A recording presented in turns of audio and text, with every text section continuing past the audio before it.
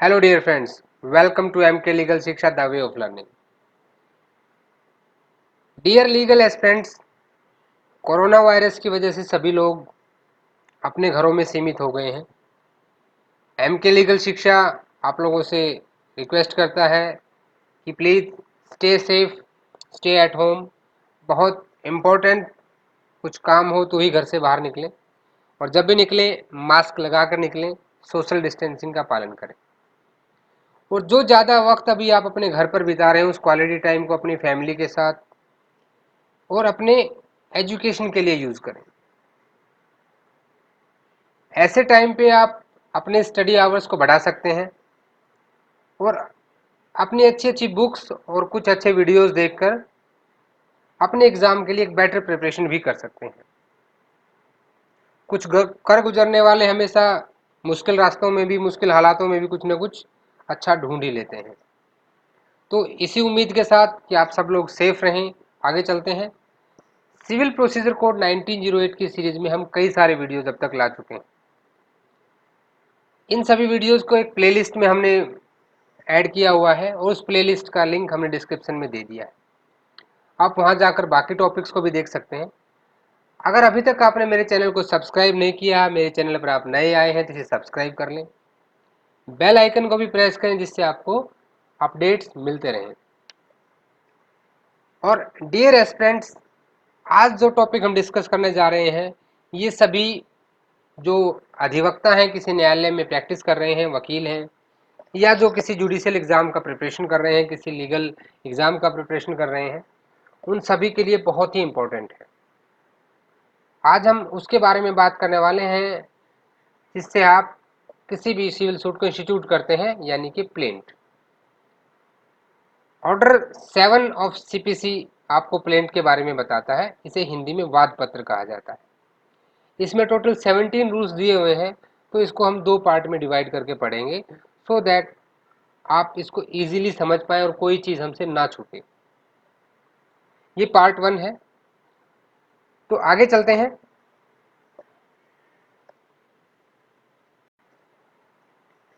Order 7 plaint, इसमें total 17 rules दिए गए हैं, रूल 1 से रूल 17 तक। इनको एक बेटर अंडरस्टैंडिंग के लिए हमने कुछ पार्ट्स में डिवाइड किया है, हम उसको देखते हैं। देखिए, particulars in the plaint, plaint में क्या क्या पर्टिकुलर्स होने चाहिए। Procedure on plaint being admitted, जब आपका प्लेंट कोर्ट एडमिट कर लेता है उसके बाद क्या प्रोसीजर होगा। रिटर्न ऑफ द प्लेंट, जब आपका प्लेंट गलत होता है या गलत न्यायालय में चला जाता है तो न्यायालय किस तरह से आपके प्लेंट को रिटर्न कर सकता है किसी दूसरे न्यायालय में जाने के लिए, अप्रोप्रिएट जहाँ पे उसका जुरिडिक्शन है। Rejection of plaint and production of the documents, इनका डिवीजन देखिए कैसे है। पर्टिकुलर्स इन प्लेंट रूल 1 से लेकर रूल 8, 1 से लेकर 8 तक पर्टिकुलर्स इन प्लेंट की बात करते हैं कि प्लेंट में क्या क्या होना चाहिए। पर्टिकुलर्स का मतलब सिर्फ नाम से नहीं है, प्लेंट के अंदर क्या क्या लिखा होना चाहिए। रूल 1 से रूल 8 तक हम पढ़ेंगे। एडमिट होने के बाद क्या प्रोसीजर होना चाहिए, आगे किस तरह से आप सम्मन की फीस जमा कराएंगे, ठीक है, कितने प्लेंट की कॉपीज देंगे सम्मन्स के लिए, जितने डिफेंडेंट होंगे वो हमें रूल 9 बताएगा। रूल 10, 10A एंड 10B ये बात करता है उसको रिटर्न करने के लिए, प्लेंट आपका किन हालात में रिटर्न किया जा सकता है। आपका प्लेंट रिजेक्ट भी हो सकता है, तो रूल 11 एंड 13 बात करते हैं रिजेक्शन ऑफ प्लेंट की। And production of document rule 14 से 17 तक दिया गया है। जब आप इस बाइफर्केशन में इसको याद करेंगे तो आपको इजी हो जाएगा इसको मेमोराइज करना, एग्जाम में भी आपकी बहुत हेल्प करता है। तो जब भी आप कोई वीडियो देखते हैं तो प्लीज़ हेडफोन लगाएं और उसको साथ साथ नोट्स बनाते हुए चलें। अपना पेपर और पेन हमेशा साथ रखें। अगर ज़्यादा आप नोट नहीं कर पा रहे हैं तो आप पॉज कीजिए, रिपीट कीजिए और फ्री होकर वीडियो देखिए। आज के वीडियो में हम बात करने वाले हैं particulars in plaint and procedure on plaint being admitted, rule 1 से लेकर रूल 9 तक। तो बिना डिले आगे चलते हैं। Rule 1, particulars to be contained in the plaint. एक प्लेंट एक रिटन डॉक्यूमेंट होता है जिसमें एक प्लेंटिफ न्यायालय के पास आता है और अपनी प्रॉब्लम लिख के लाता है और उसे जो रिलीफ चाहिए वो लिख के लेके आता है। ये एक लेमैन लैंग्वेज में प्लेंट की डेफिनेशन है। अब लेकिन उसको किस तरह से कोर्ट में प्रेजेंट किया जाएगा, ये कोई नॉर्मल डॉक्यूमेंट तो नहीं है कि आप प्लेन पेपर पर लिख के ऐसे लेके आ गए। तो इसका एक फॉर्मेट दिया गया है। तो फॉर्मेट क्या क्या होना चाहिए उसमें, देखिए the plaint shall contain the following particulars. सबसे ऊपर कोर्ट का नाम आता है, सबसे पहले आप कोर्ट का नाम लिखेंगे, फिर आप प्लेंटिफ जो है उसका नाम लिखेंगे, उसका डिस्क्रिप्शन, उसका एड्रेस, और उसके आगे लिखा जाएगा प्लेंटिफ वर्सेस डिफेंडेंट का नाम, डिस्क्रिप्शन, एड्रेस, और उसके आगे लिख देंगे हम डिफेंडेंट। अगर एक से ज्यादा प्लेंटिफ है तो सबका सेम प्रोसीजर रहेगा ऐसे ही, और अगर एक से ज्यादा डिफेंडेंट है तो उन सबको भी इसी तरह से लिखा जाएगा।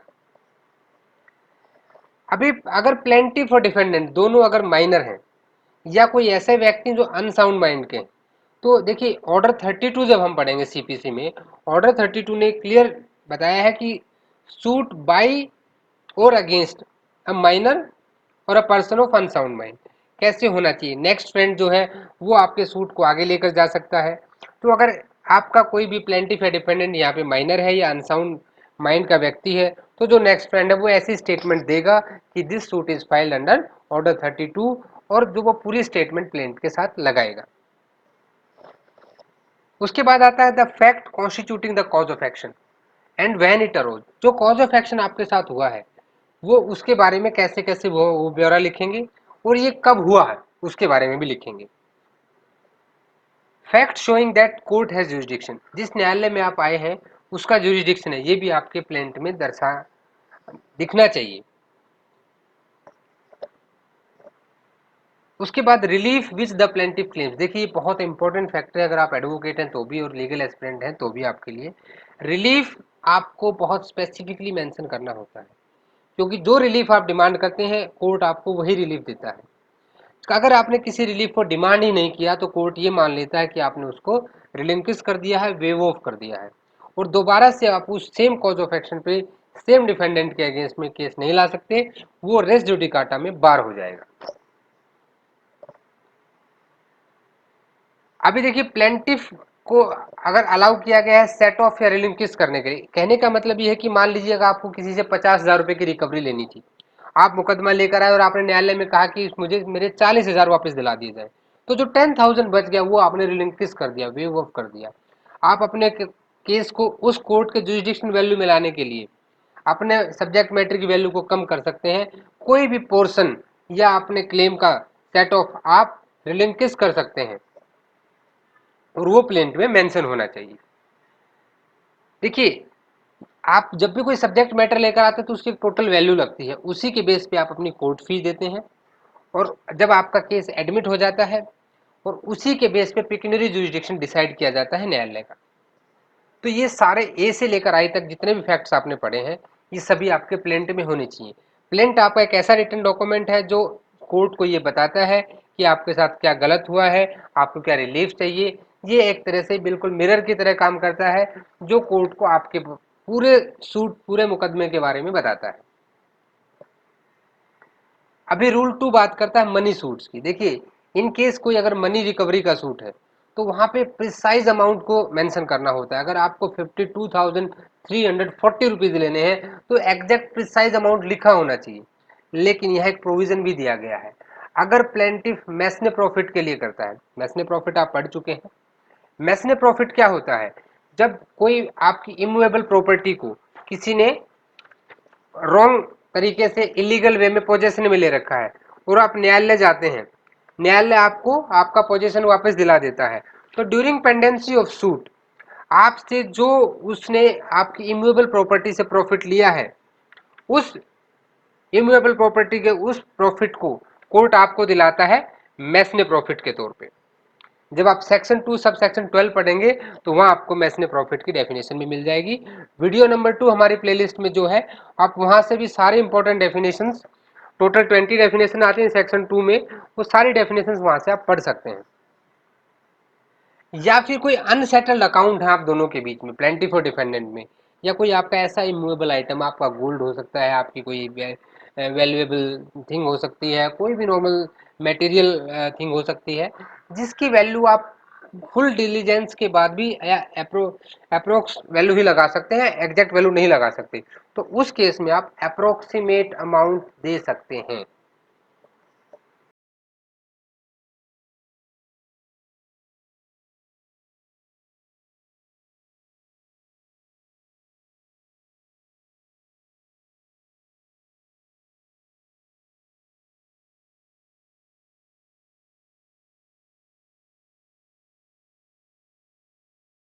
तो रूल 2 क्या बात कर रहा है कि जो अमाउंट है उसकी प्रिसाइज अमाउंट होना चाहिए, अगर प्रिसाइज नहीं है तो अप्रोक्सीमेट होना चाहिए। अप्रोक्सीमेट कब होना चाहिए, या तो कोई अनसेटल्ड अकाउंट्स है दोनों के बीच में, या कोई मैसने प्रॉफिट का कोई केस है, या उसके पोजेशन में कोई आपका मूवेबल है, ठीक है, डिफेंडेंट के पोजीशन में, और आप फुल डिलीजेंस के बाद भी उसकी एग्जैक्ट वैल्यू नहीं बता पा रहे, तो अप्रोक्स वैल्यू बता सकते हैं। अभी चलते हैं रूल 3 पे। देखिए जहां पे सब्जेक्ट मैटर इमूवेबल प्रॉपर्टी से रिलेटेड है, रूल 2 में हमने मनी सूट की बात की, जहां पे रिकवरी ऑफ मनी की बात है। अगर मान लीजिए अभी हम बात करेंगे इमूवेबल प्रॉपर्टी, आपका कोई जमीन हो सकती है, एग्रीकल्चर लैंड हो सकती है, प्लॉट हो सकता है, कोई हाउस शॉप, कोई भी आपकी immovable property which is attached to the earth. तो जहां पे सब्जेक्ट मैटर इमूवेबल प्रॉपर्टी से रिलेटेड है तो वहां उसका आइडेंटिटी आपको स्पेसिफाई करना होता है। अगर उसका कोई प्लॉट नंबर है, कोई खसरा नंबर है, कोई बाउंड्री नंबर है, गली नंबर है, सब आपको देना है, so that court can identify that immovable property. उसके नॉर्थ साउथ में क्या है, जिससे कि कोर्ट इजीली उसको आइडेंटिफाई कर पाए। रूल 4 है when plaintiff sues as representative. Representative suit की हम बात करें तो हमने जब ऑर्डर 1 पढ़ा था, तो ऑर्डर 1 क्या था आपका, पार्टीज टू सूट। उसके रूल 8 में बताया गया है कि रिप्रेजेंटेटिव सूट क्या होता है, जब सेम कॉमन रिलीफ की डिमांड होती है बाई वन और टू और मोर पर्सन, तो अपने किसी एक इंडिविजुअल को वो पर्सन उसमें से रिप्रेजेंटेटिव बना देते हैं और वो सबके बिहाफ पे केस को फाइल करता है। अब मान लीजिए कोई कंपनी सबके पैसे लेकर भाग गई है और सबको पैसों की रिकवरी करनी है, ऐसे व्यक्ति 200 300 400 कितने भी हो सकते हैं, अभी सभी तो न्यायालय नहीं आ सकते। तो ऐसे में क्या होता है, एक या दो व्यक्ति या उससे ज़्यादा व्यक्ति, जितना ठीक लगता है, वो रिप्रेजेंट करते हैं सबके सूट को एक कॉमन इंटरेस्ट में। ऐसे सूट को रिप्रेजेंटेटिव सूट कहा जाता है, और ये सूट आप विड्रॉ या कॉम्प्रोमाइज सिर्फ अपनी मर्जी से नहीं कर सकते। ऑन रिकॉर्ड इसमें जितने लोग इन्वॉल्व हैं, जिनके आप रिप्रेजेंटेटिव हैं, उन सबको नोटिस जाता है। इसके बारे में अगर वीडियो देखना है तो उसका लिंक भी डिस्क्रिप्शन में है, आप देख सकते हैं। रूल 5 बात करता है डिफेंडेंट के इंटरेस्ट और लाइबिलिटी की। देखिए जब आप किसी भी इंडिविजुअल के अगेंस्ट में कोर्ट में जाते हैं, जब आप किसी इंडिविजुअल के अगेंस्ट में, डिफेंडेंट के अगेंस्ट में कोर्ट में आते हैं, तो आप एक रिलीफ की डिमांड करते हैं और एक कॉज ऑफ एक्शन बताते हैं। तो जिस कॉज ऑफ एक्शन की आप बात कर रहे हैं उसमें आपके डिफेंडेंट का इंटरेस्ट होना चाहिए और उसकी एक लाइबिलिटी होनी चाहिए कि उसको वो नहीं करना था, उसने गलती से आपकी इमूवेबल प्रॉपर्टी को पोजीशन में ले रखा है, उसको आपके पैसे लौटाने थे, उसकी लाइबिलिटी उसने नहीं लौटाए, सो दैट की court can call him through someone to answer that question. ठीक है, उसके लाइबिलिटी का आंसर के लिए उसको कोर्ट बुला सके, ये प्ले आपके प्लेंट में दिखना चाहिए। तो रूल 5 इसकी बात करता है कि डिफेंडेंट का इंटरेस्ट और लाइबिलिटी शो होना चाहिए। रूल 6 बात करता है कि लिमिटेशन लॉ के ऊपर एग्जेम्पशन की। देखिए लिमिटेशन लॉ आपके ऊपर एक लिमिटेशन टाइम पीरियड लगा देता है कि इतने टाइम के बाद आप अपने अधिकारों के लिए न्यायालय में नहीं जा सकते हैं, क्योंकि कोर्ट मानता है कि जो अपने अधिकारों के बारे में जागृत नहीं रहता उसे न्याय का भी अधिकार नहीं है। लिमिटेशन लॉ के फर्स्ट शेड्यूल में टोटल 137 आर्टिकल्स हैं और वहां ये बताया गया है कि किस कॉज ऑफ एक्शन के लिए आपको कितना टाइम मिलेगा। अब मान लीजिए जब सिविल सूट आप कोर्ट में लेकर आ रहे हैं और आपका लिमिटेशन पीरियड एक्सपायर हो गया है, तो प्लेंट में आपको ये ग्राउंड मेंशन करना है, जिस ग्राउंड पे आप कंडोनेशन ऑफ डिले की डिमांड कर रहे हैं। आप बोल रहे हैं कि मुझे एग्जाम्पशन दे दिया जाए लिमिटेशन से। हमारे प्ले लिस्ट में एक लिमिटेशन लॉ की मैंने अलग से प्ले लिस्ट बना रखी है, आप लिमिटेशन लॉ को भी पढ़िए, ये सभी लॉ के साथ कनेक्टेड है और एग्जाम पॉइंट ऑफ व्यू से काफी इंपॉर्टेंट है। उसका लिंक भी डिस्क्रिप्शन में आपको मिल जाएगा। अब देखिए यहाँ पे एक प्रोवाइजो भी दे दिया है।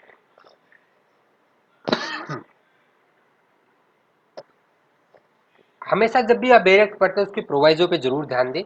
यहाँ पे प्रोवाइजो क्या दिया गया है कि इनकेस आपने प्लेंट में उस ग्राउंड को मेंशन नहीं किया है तो भी आपको कोर्ट एग्जाम्पशन दे सकता है। अगर वो जो ग्राउंड है जो आपने उसमें मेंशन किया है, एग्जाम्पशन की डिमांड की है, और जिस ग्राउंड पे आपने लॉ ऑफ लिमिटेशन से एग्जाम्पशन मांगा है, तो अगर वो ग्राउंड प्लेंट में आपने नहीं दिया है और वो ग्राउंड जो है वो इनकंसिस्टेंट नहीं है किसी भी ऐसे ग्राउंड से जो कि प्लेंट में दिए गए हैं, आपके बाकी जो ग्राउंड प्लेंट में दिए गए उनसे इनकंसिस्टेंट अगर नहीं है तो भी आपको उसमें मेंशन ना करने के बावजूद एग्जेम्पशन दी जा सकती है।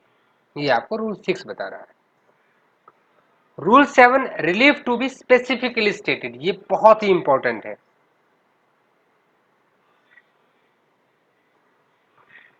देखिए रिलीफ जो है वो आपका स्पेसिफिकली स्टेट होना चाहिए। स्पेसिफिकली मतलब हम पहले बात कर चुके हैं कि अगर आपको स्पेसिफिकली आपने नहीं मांगा है रिलीफ तो वो आपको नहीं मिलेगा न्यायालय से। Every plaint shall state specifically the relief which the plaintiff claims either simply or in alternative and it shall not be necessary to ask for general। ऐसा नहीं है कि जनरली कोर्ट ये आपको दे देगा, ऐसा नहीं होगा। आप जिस रिलीफ की डिमांड करते हैं कोर्ट आपको वही रिलीफ देता है। तो जो रिलीफ आपको चाहिए वो आपको बिल्कुल स्पेसिफिकली बताना है कि मुझे ये चाहिए, मुझे इतने रुपए चाहिए, मुझे मैसने प्रॉफिट चाहिए, इस प्रॉपर्टी मेरा पहले ऑनरशिप चाहिए, सूट पर पोजेशन है तो पोजेशन चाहिए मुझे। तो आपको बताना है कि आपको क्या रिलीफ चाहिए। और ये रिलीफ अगर कोई रिटर्न स्टेटमेंट में डिफेंडेंट ने भी किसी प्लेंटिफ से रिलीफ की डिमांड की है तो ये रूल उस पर भी अप्लाई होगा। रूल 8 की बात कर लेते हैं। रूल 8 बताता है कि जब आपका रिलीफ जो है वो सेपरेट ग्राउंड्स पे हो, यानी कि जब एक से ज्यादा ग्राउंड सब आप लेकर आ जाते हैं, सेपरेट सेपरेट ग्राउंड है, तो हर एक ग्राउंड के अगेंस्ट में जो रिलीफ चाहिए it is a common thing, उसको बताना है कि आपको जब आप प्लेंट लिखते हैं that should be in para numbers. तो अगर पैरा 1 में जो 3 में आपने कॉज ऑफ एक्शन दिया उसके अगेंस्ट में जो रिलीफ चाहिए तो मेंशन करेंगे पैरा 3 के अगेंस्ट में मुझे ये रिलीफ चाहिए, पैरा 4 के अगेंस्ट में ये रिलीफ चाहिए। तो जहां भी प्लेंटिफ को लगता है कि उसको रिलीफ लेना है in respect of several distinct claim, ठीक है, तो वहां पे जो ग्राउंड्स होंगे they shall be stated as far as may be separately and distinctly. तो उसमें जो रिलीफ के आपके ग्राउंड है वो भी सेपरेटली आपको बताने पड़ेंगे। रूल 9 होता है procedure on admitting the plaint. देखिए रूल 1 से लेकर रूल 8 तक, यहां तक हम लोगों ने पढ़ा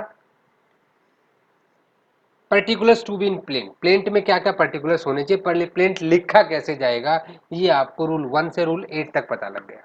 अभी जब आपका प्लेंट एडमिट कर लिया है कोर्ट ने तो आपको क्या करना है। देखिए जब हमने ऑर्डर 4 पढ़ा था तो हमने बात की थी कि plaint should be submitted in duplicate. जब आप कोर्ट में कोई सूट लेकर जाते हैं तो आपका प्लेंट डुप्लीकेट में जाता है। Order 9 of sorry rule 9 of order 5 बात करता है issue of summons to the defendant.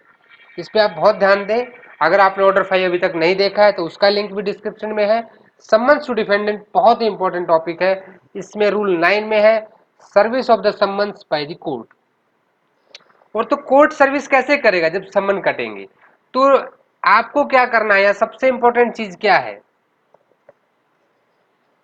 देखिए प्लेंटिफ को क्या करना है to present as many copies. इसका मतलब उसको कॉपी देनी है, जितने डिफेंडेंट उतने नंबर ऑफ कॉपीज देगा, क्योंकि हमने उसमें पढ़ा था ऑर्डर 5 में क्लियरली कि सम्मन के साथ में प्लेंट की कॉपी होनी चाहिए, क्योंकि हर किसी को यह अधिकार है कि उसको पता लगे कि उसके ऊपर क्या आरोप लगाए गए हैं ताकि वो अपने मुकदमे को आगे बढ़ा सके। उसके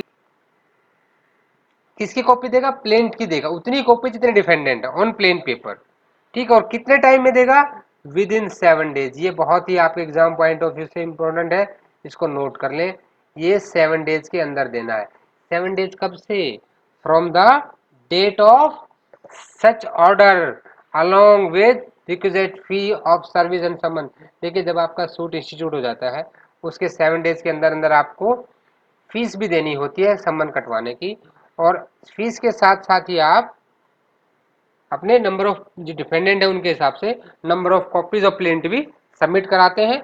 फिर कोर्ट आपको सम्मन इशू करता है, 5 रूल 9 के हिसाब से उनकी सर्विस करवाता है। क्योंकि ऑर्डर रूल 9 से रूल 30 तक ऑर्डर 5 की मैं बात कर रहा हूँ। ऑर्डर 5 में हम देखते हैं कि मोड ऑफ सर्विस कैसे होंगे, कैसे हम सर्विस करेंगे, तो ऑर्डर 5 को भी आप जरूर देखें। आज तक के वीडियो में इतना ही है। पहले पार्ट में हमने पढ़ा कि किस तरह से प्लेंट के पर्टिकुलर्स क्या क्या होंगे एंड आफ्टर एडमिटिंग प्रोसीजर क्या होगा।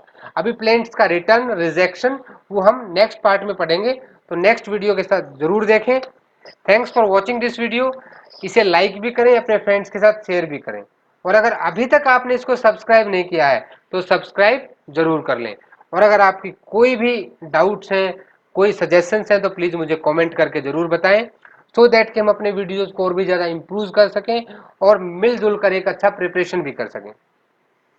और कोरोना के इस काल में please be safe, stay home, stay safe, take care of yourself and your family, and please utilize this time in a quality time with your family,